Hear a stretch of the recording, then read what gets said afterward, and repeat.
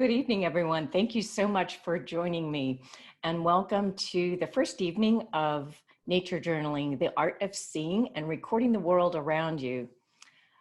Thank you so much for your introductions. That was a lot of fun. I'm going to start tonight's slideshow now and discussion session, and I'll start with introducing myself as well.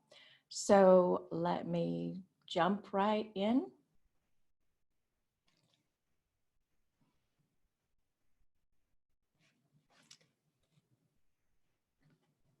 So I'm Roseann Hanson. I'm a naturalist, a writer, artist, and explorer. And I've been keeping science-based field notebooks and nature journals for some 40 years. I studied journalism and ecology and evolutionary biology at the University of Arizona. And I've worked as a conservationist and a naturalist and a writer in the American Southwest, Mexico, and East Africa. I've authored with my husband, Jonathan Hanson, a number of natural history and outdoor adventure books, our Southern Arizona Nature Almanac and my San Pedro River, a Discovery Guide. Both used my field notebooks and sketches extensively for our research to write the books. Since last spring, I've been working as the Art and Science Program Coordinator for the University of Arizona's Desert Laboratory on Tumamoc Hill. And I've totally self-taught as a sketch artist. Only for the last 4 or 5 years have I really gotten serious about it. And I love helping people to explore nature through words, art, and science. Here's one of my favorite quotes that's going to be sort of a part of our theme for the weekend. Keeping a nature journal can both deepen your connections to the natural world and help you learn more about it. Neither science education nor art training is needed. You will develop the skills of a naturalist and a field sketch artist along the way. And that's by John Muir Laws, a wonderful artist, biologist, and author of The Laws Guide to Nature Journaling, or nature drawing and journaling. So what is nature journaling? How do we define it? At the highest level, it is deepening one's understanding of nature through observation and recording. At an intermediary level, it is a way of formalizing or regularizing our appreciation of nature, as well as building support for the conservation of nature.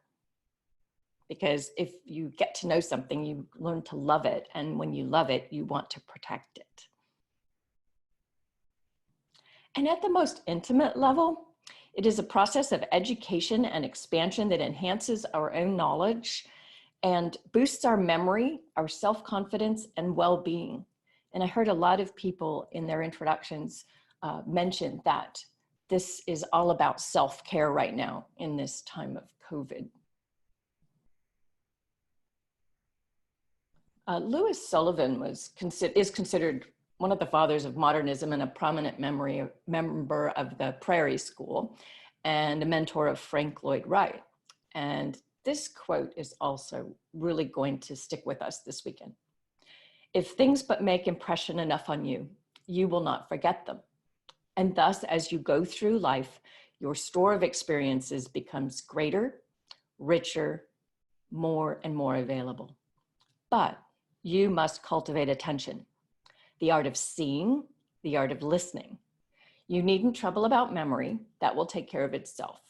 But you must learn to live in the true sense. To pay attention is to live, and to live is to pay attention. I love that. Attention, seeing, listening. Let's pay attention. That's what this is all about. What are our goals? Recording the world around us,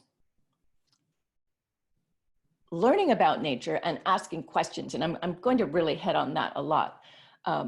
Asking questions about what we're seeing, but also finding the answers.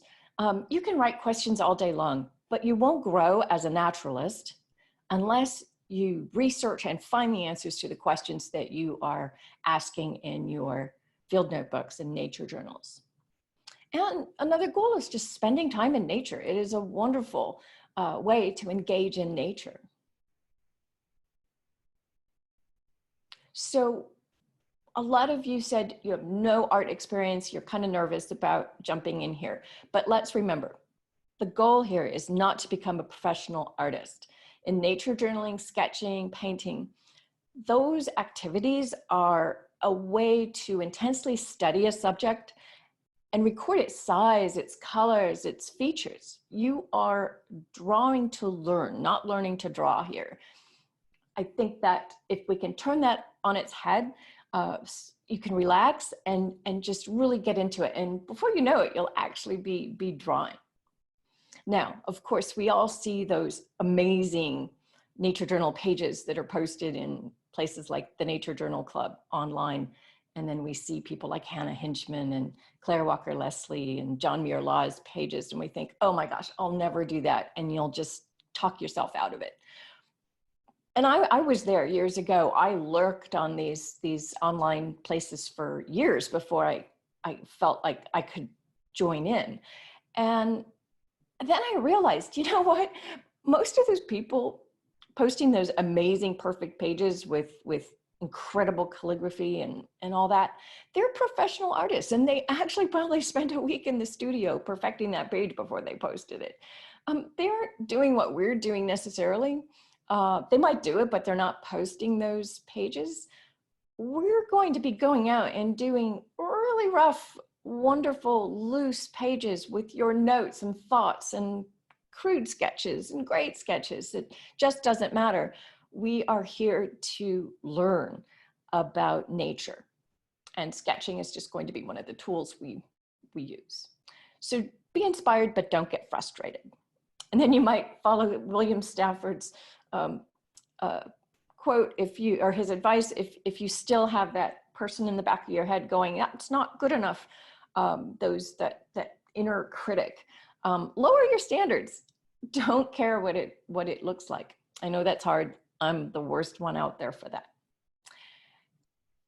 Another thing that I want to sort of remind us all weekend is to keep things simple. Don't get too bogged down, including with too much gear and equipment and supplies.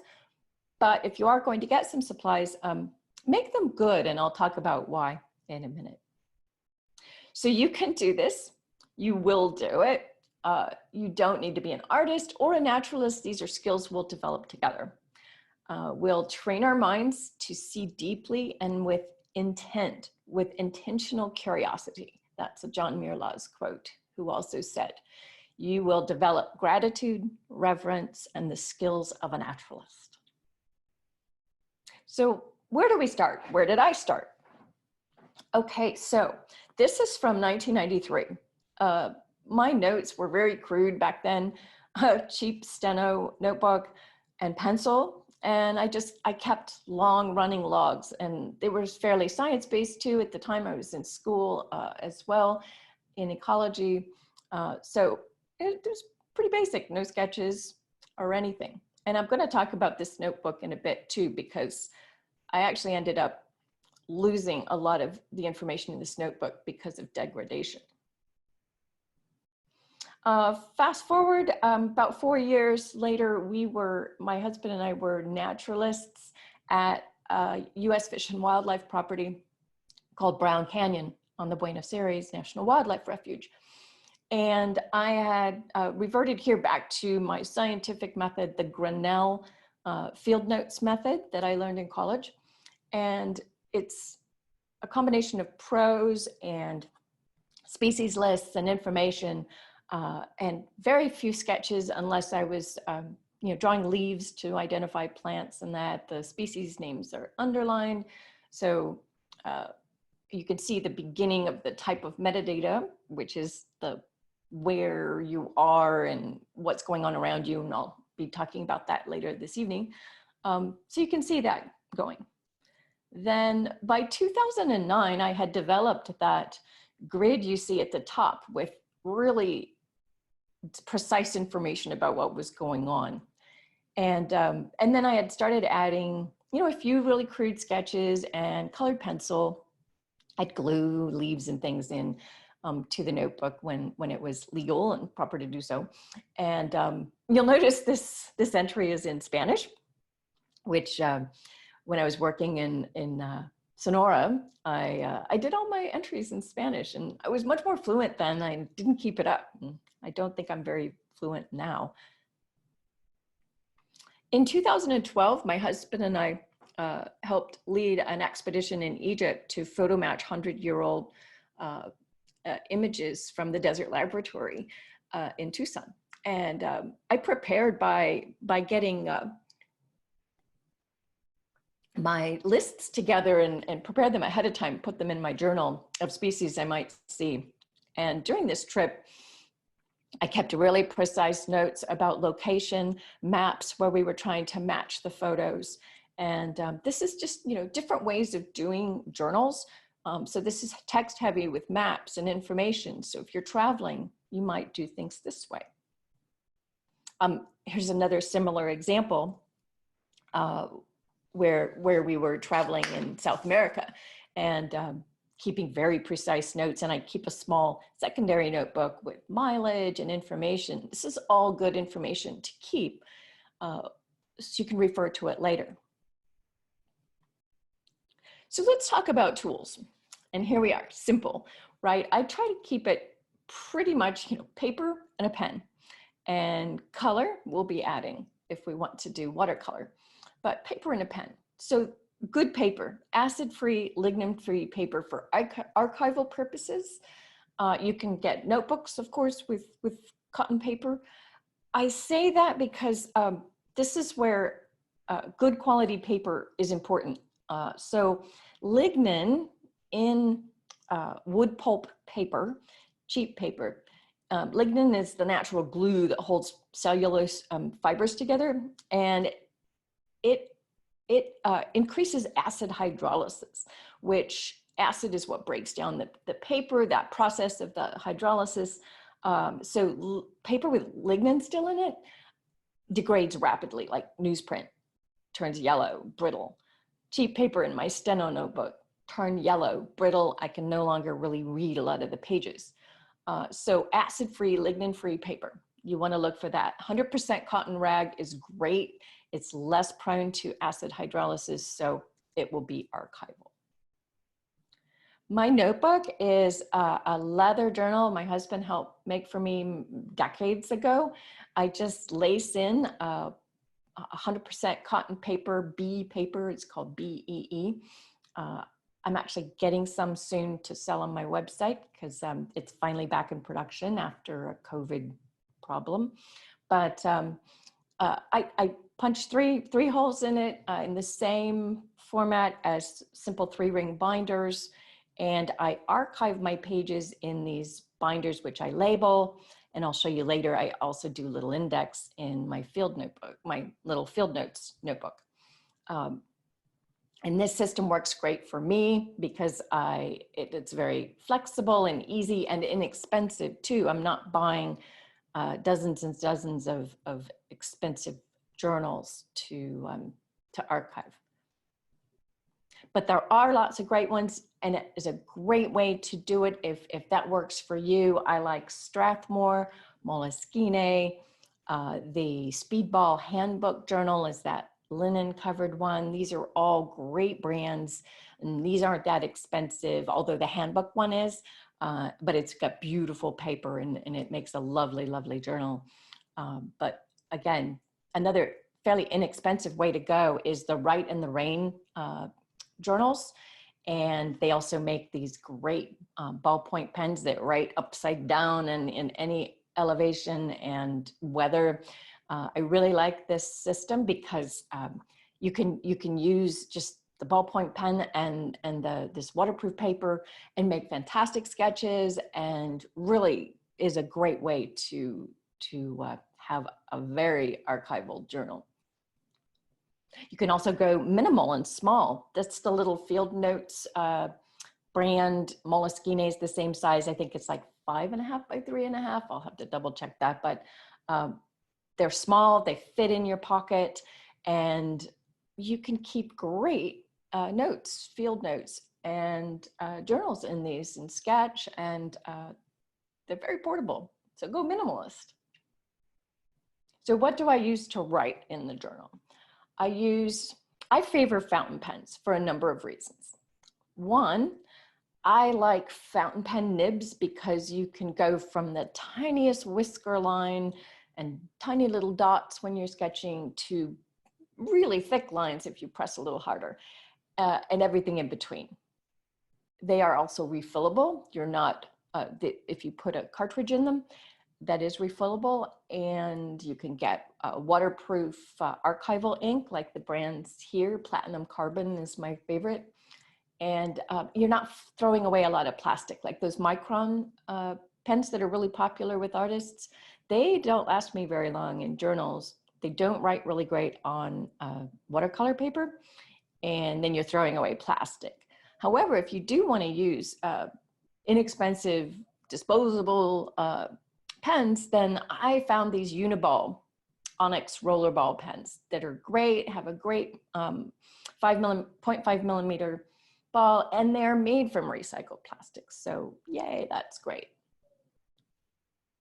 I also throw in a pencil. I do not use pencil to start most of my sketches. I go straight to pen, and the reason is I just personally feel like the pencil allows me this idea that I can go back and change it, and I'll end up just going forever, you know, erase, erase, erase, where if I jump right in with the pen, I'm committing.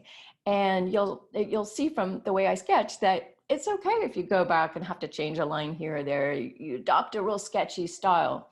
And I'm going to make a distinction between sketchy or sketch and draw. Drawing, I think I define as more something you would do in the studio. And it's very precise, and your end result is a finished work of art. Sketching is what we do in the field. It's loose, it's to capture something rather than have a finished work of art. So also throw in a pencil sharpener, PVA glue, which is just Elmer's glue, and a little squeeze bottle so I could glue things into my journal. Wax crayon, or even, you know, a white wax birthday candle. These were great for creating saving white space on your paper when you're watercoloring, and I'll demonstrate this. I also use wax paper cut into small pieces to trace over things. Like if I wanted to reserve the veins in a leaf as they're light colored, or white space, say on ocean waves, I can pre-sketch that in with wax. And then when I color over it, it stays white. So it's a really fun little trick. And then I always have a really great, good quality bush knife, a field knife, to sharpen pencils, to sharpen the wax, to cut things. Always great to have a good knife. And then we'll talk about this later in the weekend. Adding watercolors, I'm a minimalist. My little kit only has a few colors. We'll talk about which ones. I use a triad, which is the 3 primary colors they're called, because you can make almost any color you want from them. Or you can use colored pencils or watercolor pencils, which is basically the same thing as colored pencils, but the inserts are made from dried watercolors. So you can sketch, add water, and voila, you have a nice watercolor. But more on that later. Okay, so what's the hardest thing? How do we get started? When you have this, the blank page, the page of your nightmares. A lot of people tell me, I don't know where to start when faced with the blank page of terror. So let's talk about how we get over this, because basically there's 2 types of us. Those who see a blank page and go, yay, you're inspired, you can do anything you want, it's a happy thing. Or you get gripped those of you who rock climb will know what that means. You know, you're trying to climb and you get so scared you can't move. You're gripped because you're afraid to make a mistake on that page. You're afraid it won't be right. Right. We're going to talk about that and why we need to get over our inner critic. And the best way to do that is, let's just be clear off the start. There are no rules for nature journaling. Rules choke us. They make us fear that we're going to do something wrong. I've taken a number of classes from professional artists, and only one of them that I really, really enjoy. And that was John Lovett, an Australian artist who, man, he'd use anything, and he let you use anything you wanted in terms of materials, because he knew that to get your own style and to get you comfortable in art, you need to experiment and be comfortable with what you're doing. The worst case was a woman. I actually ended up dropping the class because she was so stringent about doing things exactly her way that I felt like all I was doing was just copying her. So, and that her rules were so strict, I just didn't feel like I was learning anything. But that's just me. But I do think rules choke you. So no rules. Do what makes you happy. That means if it's a pencil and an inexpensive paper and that's what you want, absolutely do it. I give you reasons why I do certain things, but I'm not telling you that that's the only way. So someone mentioned earlier in the introductions that she has a hard time keeping at this, and how do you make this a regular part of your life? Well, for one, we have to give ourselves permission to do this, that it's an important part of our lives. And to do that, I think a routine and making it a part of your daily life is the key. And I think that, so make it a habit. Humans love habit. We are creatures of habit, they say, right? Well, make it part of your daily routine. And that might be just 15 minutes at the end of the day, or with your, like, get a glass of wine, head out to the backyard and take that 15 minutes, turn off your phone. That's what I do.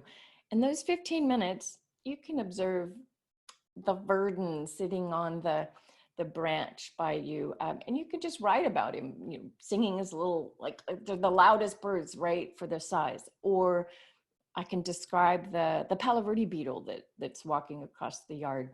And, or I might not even, I might just do my metadata and describe the weather, boom, and that's it. But every day you want to try to do it. Trying to do this once a week or twice a month will not make it part of your routine. It won't make it a habit. So that's a really important part of this.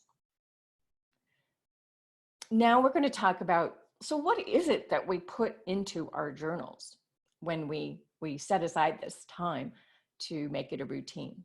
So one, as part of this process, I recommend that you start with the same thing in your journal each time. For me, that is drawing this grid, which warms me up, both literally my hand and my brain connecting, but also it's a trigger. Those of you who are, there are a couple of psychologists who are in this class, will know that brains have triggers. It's a real human thing. So for me, this process of writing Saturday, September 7th, 2019, Arches House, the location data, drawing my grid, that's a trigger. My brain goes, I'm nature journaling. This is my time. I start to drop into it then, into this zone where we're going to be observant and enjoy nature journaling. So that's a really important part of the process. You don't have to do it the way I do it. Come up with your own way, you know, do this way for a while, but you know, it can be at the bottom of the page, the side of the page written sideways. It can be in a circle. Find your own way. So then you start recording data. And in a nature journal and field notebook, there are two basic types of data we want to record. Metadata, which is the data that supports all other data. Metadata is the data that goes with. So for example, it is where you are, the longitude and latitude, the elevation, what is the temperature. I put sunrise, sunset, weather information, wind speed, moonrise, moonset, moon phase. Why do I do that? That data is really important for supporting the nature data, everything else. If I write, there are 3 deer just walked across the meadow, and that's all I wrote on the page, and you looked at that, or someone else looked at that 10 years later, it really doesn't mean a whole lot. But if you had written where you were, what time of year, what the weather was like, what the moon phase was like, what time it was when you observed it, all that information, it might help you determine a lot of things about maybe what species of deer they were, because say it was at Tumamock Hill in Tucson. Well, those are going to be mule deer because of the location. There aren't whitetails there. And the time of year. So let's say it's spring. Well, then I probably know that those are last year's daughters with a mom, which is really common to see 2 young, almost grown with the mom. It's not going to be males, they're probably daughters. And that's just things that that is information that supports the fact that those were deer. And we'll be talking about that more all weekend. So that is metadata: location, latitude, longitude, elevation, weather. I'm a total weather nerd, and in your materials are the weather symbols and chart that I use. I even put in cloud symbols, sun and moon times. How do I get this information? I recommend apps on your phone. If you're using your phone when you're out journaling, do make sure you turn it off, or turn off the, turn on do not disturb, so that you're not getting texts from your clients or boss or whatever. You can separate yourself from that noisy digital life. But it's really useful for looking things up, things like the Sun and Moon app, the Tide map if you're on the coast. I like Tide Alert, MotionX GPS Pro for my location data, and I like My Radar. I just like that for weather. There's tons of apps though that will help you out. All right, so let's talk about the nature data, but everything else, the universe that you're going to be writing about. There are 3 ways. I said types, but I think it's 3 ways that we record nature data. We record it in written form, visual form, and numerical form. And that's really fun because it gives you lots of ways to approach this. So what's written form? Written form is literally prose. So here I write, I arrived at Tumamock at 9 a.m. That's the Desert Laboratory in Tucson. And I just wrote, and I often start every single page this way because it loosens me up and it drops me into the observation zone. It was almost 80 degrees when I arrived, light breeze from the southeast, lots of cicadas sounding off now. A raven flew over. I hear quail, cactus wren, ash-throated flycatcher calling in the canyon below the first overlook. The saguaros have less than 10% blooms and are now producing fruit. And I've not seen them open up yet, the fruit. So this is written data, prose. All you want to do is written, do it. That is a great way to do it. You don't have to do anything else if you don't want to. Now, visual data, so yes, that's sketching things, sketching a leaf or whatever, but there's many ways to record data visually. So I challenged myself here to record the dawn and dusk chorus and everything in between. So the birds that are calling at dawn, well, why do they do that? And then I thought, well, could I map it in a chart? So I did this fun example where every hour on the hour, I went out in the yard and sat for about 15 minutes and recorded. And I kept a list, and then I did this chart later. who I was hearing. And then I put them in the grid based on the frequency from low to high. So the lowest would be like mourning dove, and then the highest frequency, Abert's towies, and everything in between, and how long they sang more or less, and the colors, or was it a song or a call or some other uh, uh, way of making noise, like the leatherback woodpecker drilling, which they do as communication too. So this is just another way to represent data visually. Here's another fun way. So a young woman I know, Gargi Chug, in the Nature Journal Club on Facebook. So she observed birds in Stanford at the Arizona Cactus Garden at the university and kept notes on what they were doing. And she represented them by their pictures that she drew with symbols. This one was flying. This one was eating, chasing insects. It was on the ground, or it was alone or in a group. It was eating grass, or it was in a tree. I love that. A really fun way to capture data visually. And then numbers. You can study and record, excuse me,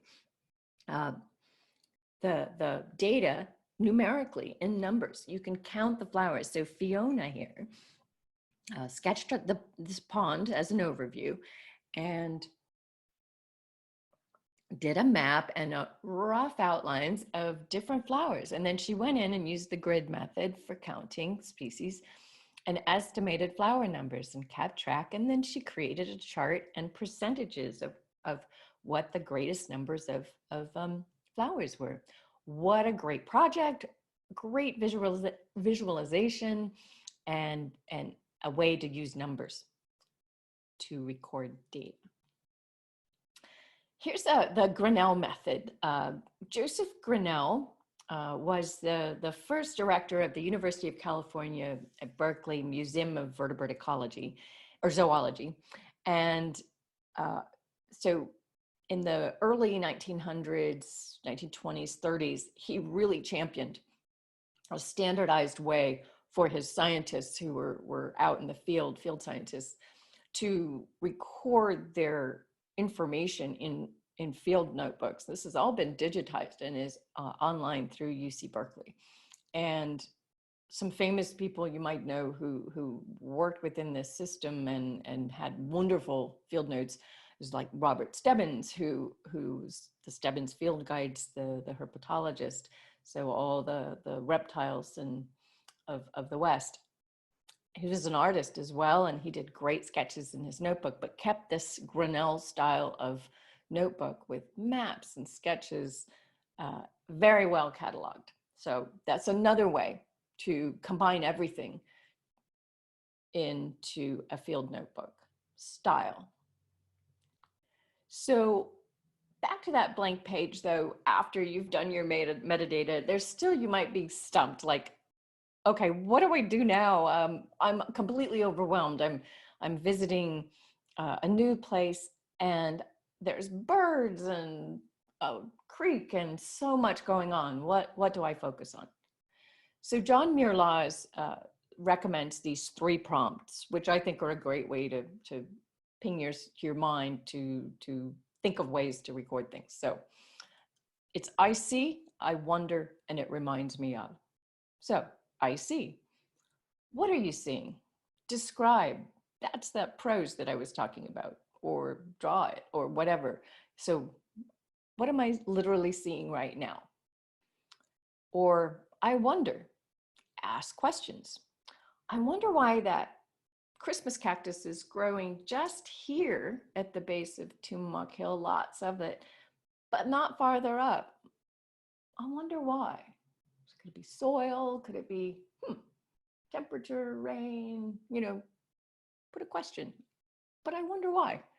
That's a great way to engage.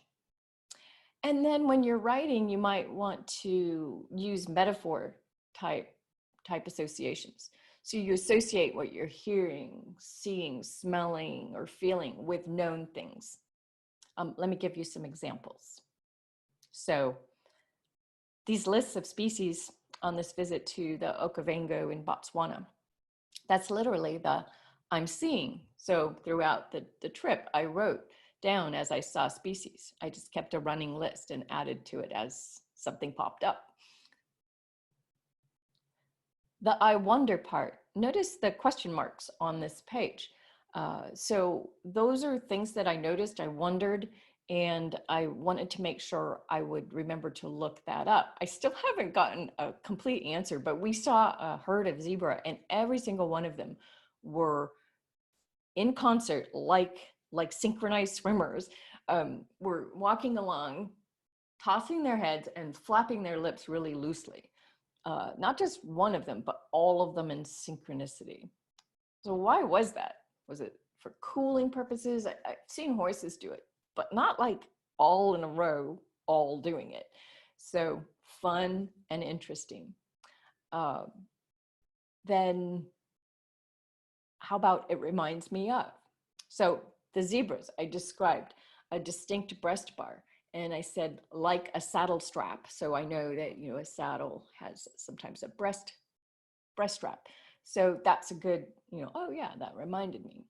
And then I wrote the way Lechwe run, they run like llamas do, with holding their necks out. And I even, you know, did the little curve, alternating their feet rather than like the impala who boink, boink, boink, boink. So these are just great ways to push yourself to record things. Then people have asked, okay, so how did you decide where to put things and do it this way? So here's a couple of little tips. So I did my metadata and my little grid at the top, or you do whatever you want on your page. And then I do my prose just to get me grounded. Remember, just writing a little bit about what you're seeing immediately is a great way to just get into it, relax. Then I left a space. I didn't actually put the zebra in right away. I just sort of left that, so maybe I'd draw something when it occurred to me. And I also drew the square where the eventually I sketched in a termite mound and then later looked up some information about termites. Found out some interesting stuff. And then I had a question in there too. Do termites eat live wood only, or live wood or only dead wood? That was interesting. And I haven't gone back and answered that yet. And then that list, so I also put the species and I left that area on the right. I left that so that throughout the day I could keep adding to it. So that's just a way to sort of give yourself a little structure and plan your page, but don't get too precious about page design. People angst about page design and it will choke you and make you stop because you're afraid it's not going to be a perfect, pretty page. But remember, we're not here to do that. You are here to record what you're seeing. So, but these are just tips that might help you down the road. So to recap, remember that we are here to see, not just look. So that means studying what you have around you and dropping into the zone of nature journaling and attention. Have a routine. Remember that this won't become a regular part of your daily life and important to you if you don't do it regularly. And that can mean just literally 15 minutes. The other day, I sat down just here at my desk and I just did an entry with my metadata, the sunrise, sunset, the weather. And all I wrote in my journal was, dang, it's hot. So it was like 112 that day. And because I didn't feel like going outside where it was 112. So have a routine though. That was important for me. 15 minutes, glass of wine at the end of the day. That was my time. Remember to record your data, well, first the metadata, and then the 3 ways to record: written, visual, numerical. Don't forget to record your feelings because that's important too.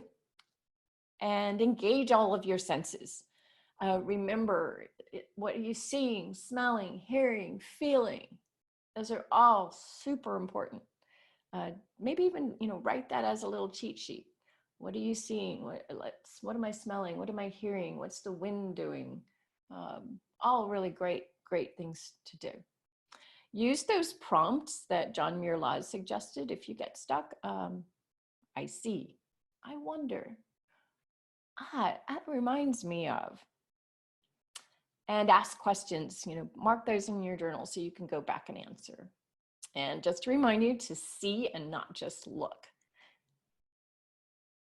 All right, so we're going to transition now to questions and then talk about what's going to be up for tomorrow. So on Saturday, we'll get a 9 o'clock sharp start.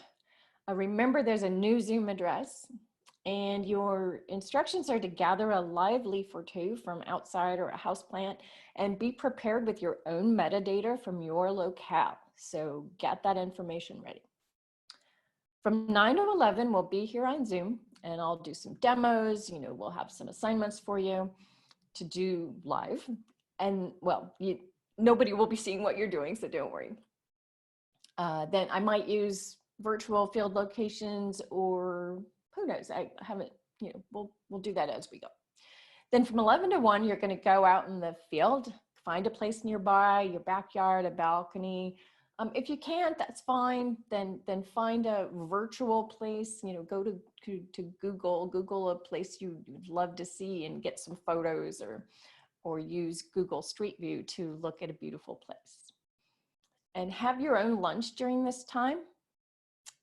You'll complete your assignment and then return to this, that Zoom address, Saturday's Zoom address, from 1 to 2:30. If you want, we can share. You can share your page. You don't have to. And we'll discuss.